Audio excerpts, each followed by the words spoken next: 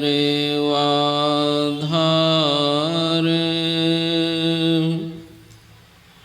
मंगलमय मंगल करना बिनवा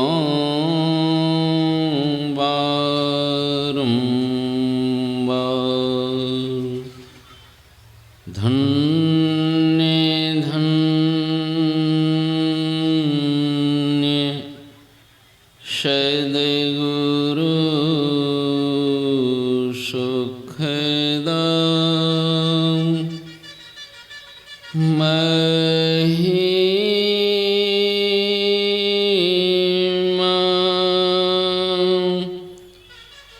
कही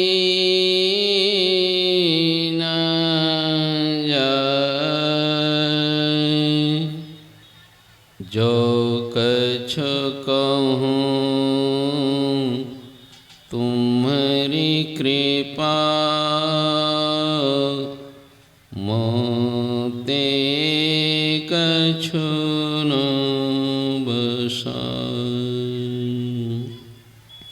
बोलिए श्री सद्गुरु महाराज की जय।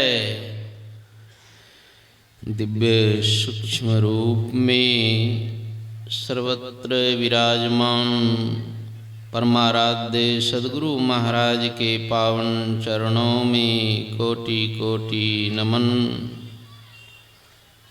उनके हृदय स्वरूप ब्रह्मलीन संत साई स्वामी जी महाराज के चरणों में कोटि कोटि नमन। आश्रम में विराजमान पूज्यपाद प्रधानाचार्य ब्रह्म ऋषि चतुरानंद महाराज के पावन चरणों में दंडवत नमन।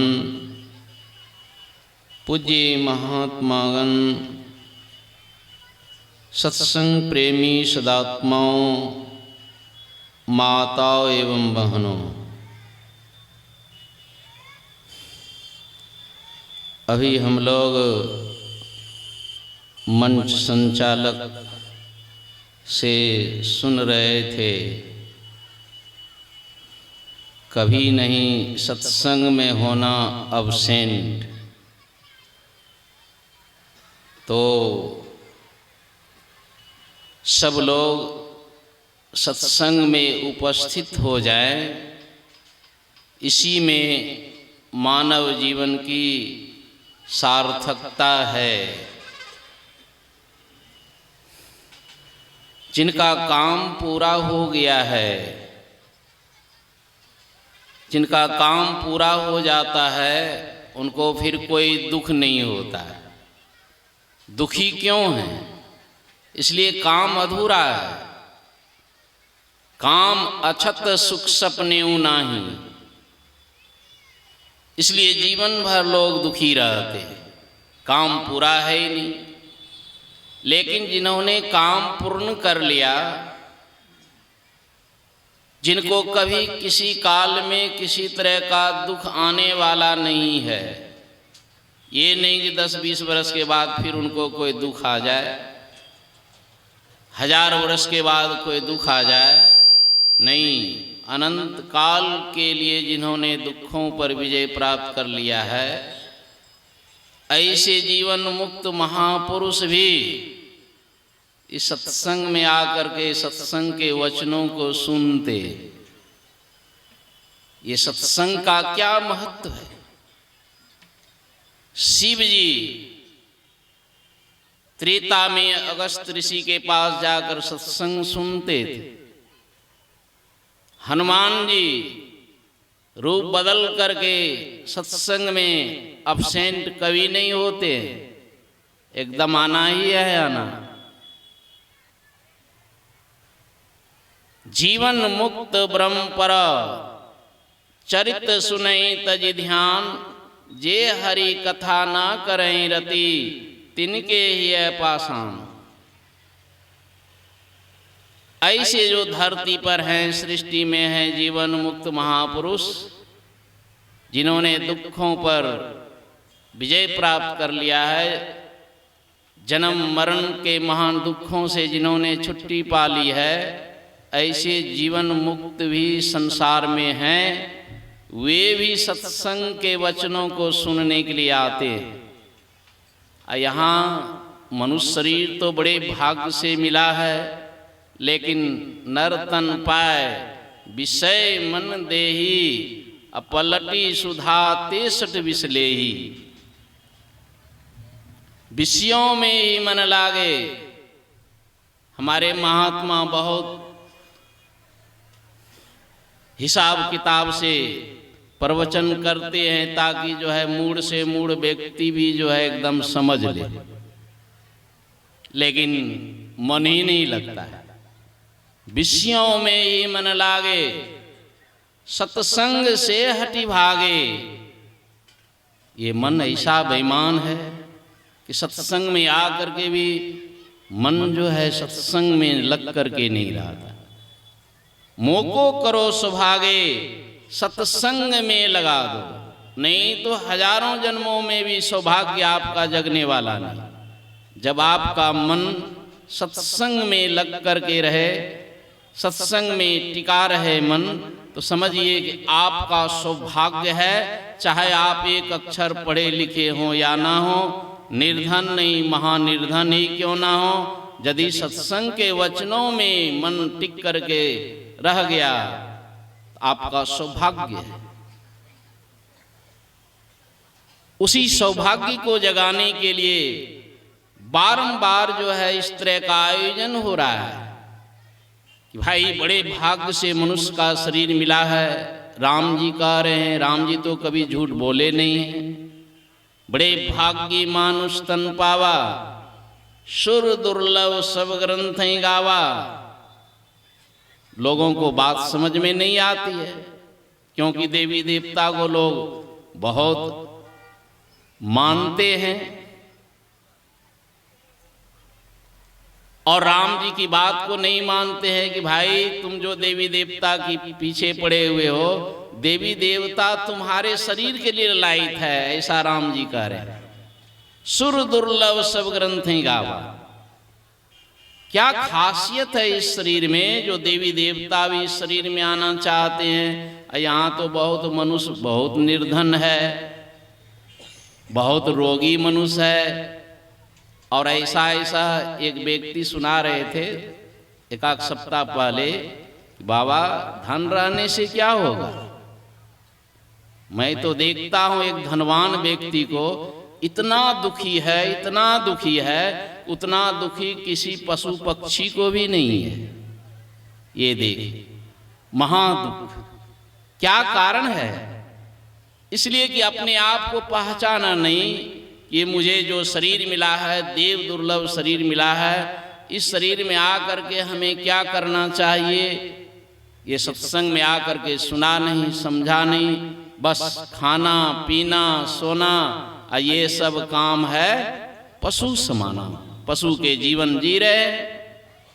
और यदि थोड़ा भी मन स्थिर करके आप सत्संग के वचनों को सुन लेते हैं तो पता चल जाता है, फिर जीवन ही बदल जाता है। साधन धाम में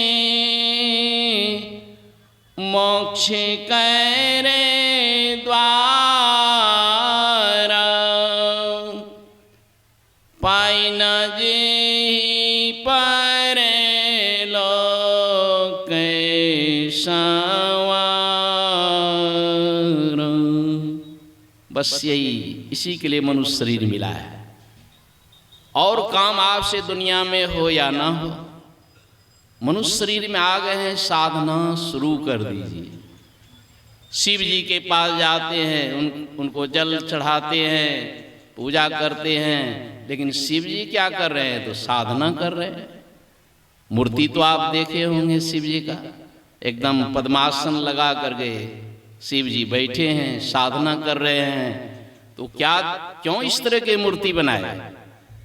दिखा रहे हैं कि भाई मनुष्य शरीर मिला है, साधना करो। लेकिन बालापन गेले खेल कूद में, 12-15 बरस ऐसे गाय, क्या साधना करे। बालापन गेले खेल कूद में, तरुणाई मदमान, जवानी आई तो बस किसी को कुछ बुझना ही नहीं है। सत्संग फत्संग लोग ऐसा बोलता है, कुछ नहीं, ना घर के लोगों को सम्मान देंगे, ना साधु महात्माओं को सम्मान देंगे, बस खैनी खाएंगे, सिगरेट पिएंगे, एकदम मदमस्त। बालापन गेले खेल कूद में, तरुणाई मदमान, वृद्धापन में धन अरुजन के, तृष्णा छुए छे आसमान, अब की करिए हो भगवान, उम्र भेले बिहान। देखता है कि अब तो उम्र पार हो गया। कबहू ना कैलों साधु संगतिया, ना सुनलों कछु ज्ञान, कबहू ना कैलों गुरु भगतिया, केना को होते कल्याण, अब की करिए हो भगवान, उम्र भेले बिहान। आस पड़ोस में लोग देख रहा है कि मर रहा है लोग। मैं कल आ रहा था, रास्ते में ही कुछ फोन से बातचीत हुई, मैं टाटा से आया हूँ श्राद्ध के अवसर पर, क्या करे बाबा, फिर एगो भतीजा मर गया, अब 15 दिन फिर रहना पड़ेगा। तो कितना उम्र का था भतीजा, तो कहा कि 50 वर्ष हुआ था। अब देखिए, बूढ़ा भी नहीं हुए, बीचे में चले। आस पड़ोस में लोग देख रहे हैं कि मर मर करके जा रहा है, इस घर से उस घर से, सब घर से मर मर करके जा रहा है, और जो जीवित है उसको लगता है कि हम मरवे नहीं करेंगे।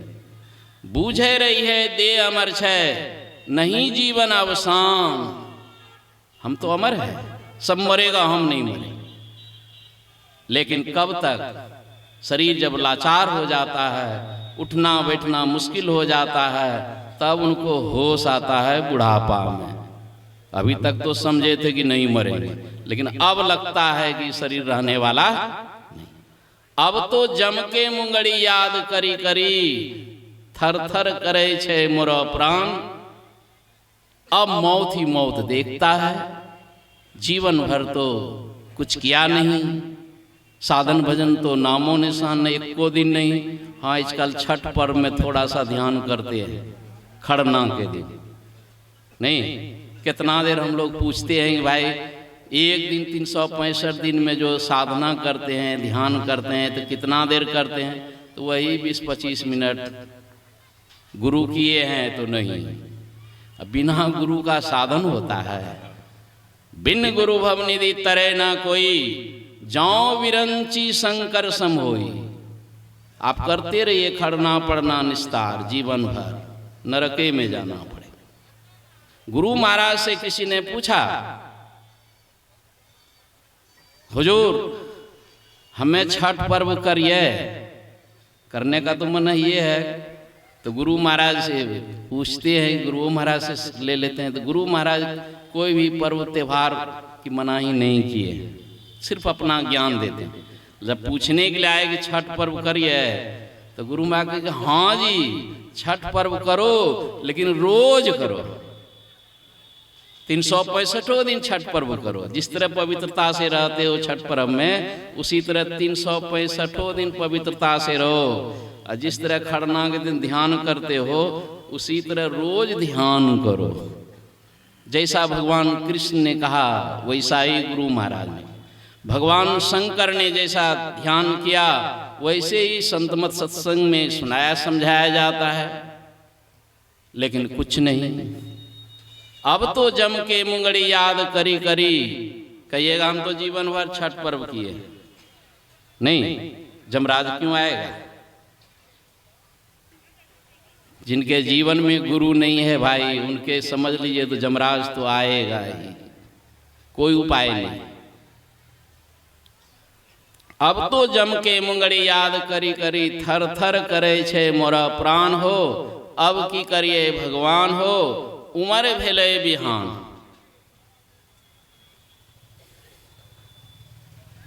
अंतिम में क्या कहते हैं साई स्वामी जी महाराज, लाज लगे छे विनय करे। नहीं, उलट पुलट कर्म किए हैं जीवन भर, तो लाज लगे छे विनय करे में, करनी आपन जान। कभी इसी तरह बैठ गए हैं सत्संग में धोखा से, तो वही जीवन में मिल गया उसको कुछ। धोखा से भी सत्संग में आकर के जो कोई सुन लेते हैं तो एकदम मृत्यु काल में बड़ा काम करता है, इधर कोई अरब खरब संपत्ति काम नहीं आया। बूझ है रही है, कहते हैं साई स्वामी जी महाराज कि लाज लगे छे विनय करे में, करनी आपन जान साही मन संतोष जानी। सत्संग में सुना है प्रभु छथिन कृपा निधान, प्रभु तो परमात्मा तो कृपा के सागर हैं, दयालु हैं। अब उन्हीं पर एक केवल संतोष है हमको, हमारा तो निश्चित उद्धार करेंगे। इस तरह समर्पण जब जीवन में हो जाते हैं तो उनका सही में निस्तार होता है, सही में उनकी वृत्ति जो है परमात्मा में टिक जाती है। यही जीवन भर अभ्यास करते करते जो अभ्यासी अपने वृत्ति को अंतर में गुरु इंगित स्थान पर टिका देते हैं, उनका उद्धार हो जाता है, उनका निस्तार हो जाता है, उनका विजयादशमी हो जाता है। उनका ये जो निस्तार करते हैं और लक्ष्मी घर दलिद्र बाहर जो करते हैं सब कुछ हो जाता है एक साधन करने से।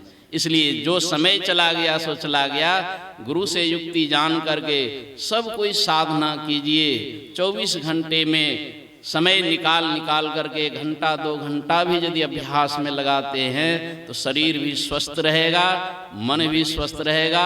कोई आपत्ति विपत्ति भी आपके जीवन में आएंगे, आत्मबल बढ़ा रहेगा तो वह दुख आपको नहीं लगेगा।